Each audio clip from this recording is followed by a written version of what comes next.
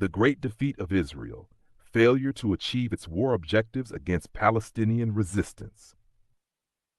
The defeat of the Palestinian resistance and victory of Israel is built on achieving the objective of the war. First and foremost, achieving the three war objectives that Benjamin Netanyahu announced, which are: 1. Defeating and eliminating Hamas. 2. Not allowing Hamas to exist after the war and therefore achieving the day after Hamas plans. 3. Bring back the Israeli prisoners through military operations. None has been achieved. Biggest declaration of Israeli defeat. Other objectives aim to be achieved after the war started, as announced by the Israeli terrorist leadership. Israel ruling Gaza and achieving what they used to describe as the day after Hamas defeat and how they would rule Gaza. Failed.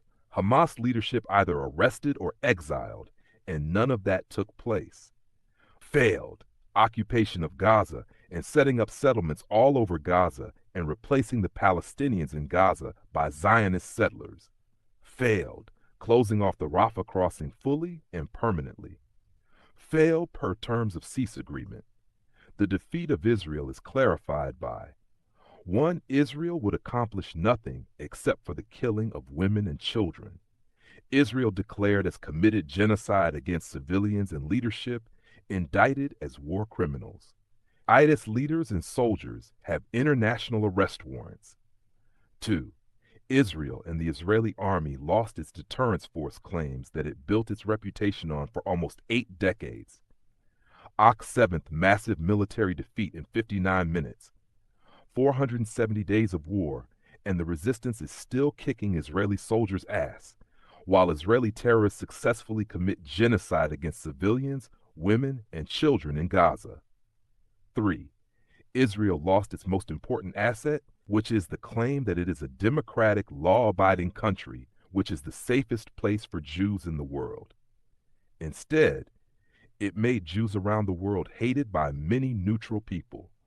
While some of those may be criminal IDF terrorists, many Jews are innocent too and oppose the terror acts of the IDF.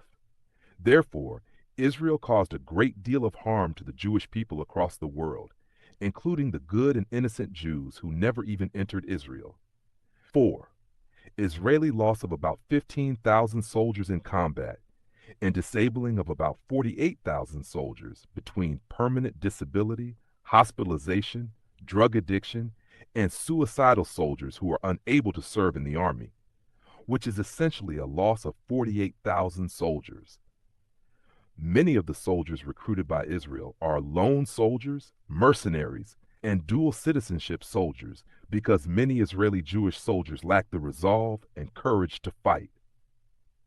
5. The bankruptcy of their Eilat shipping port. 6. Complete destruction of the capital of the north by Hezbollah, and no Israelis want to go back to the north. 7. Awakening the entire world to the truth about the Zionist racist existence and turning the whole world population against the illegal terrorist state of Israel, which will lead to its demise. 8.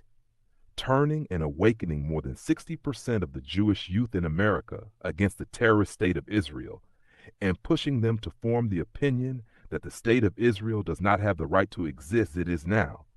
State and people are not the same. State demise means freedom of its people from the terrorist activities of the state of Israel. These are the future leaders of the Jewish American community. Israel as a state has no future. 9. Israeli politicians resigning from the cabinet, acknowledging this is a surrender deal for Israel. 10. Israeli newspapers, news anchors, political analysts, politicians, army generals, and columnists confirm this is a surrender deal and an official defeat for Israel. Israel has embarked on a conquest, lost a total of 60,000 plus soldiers in battle, dead, disabled, more than 2,000 tanks destroyed fully or partially, and then surrendered to the same terms that the Palestinian resistance demanded from day one, but only after becoming officially a genocide criminal and becoming a secluded country.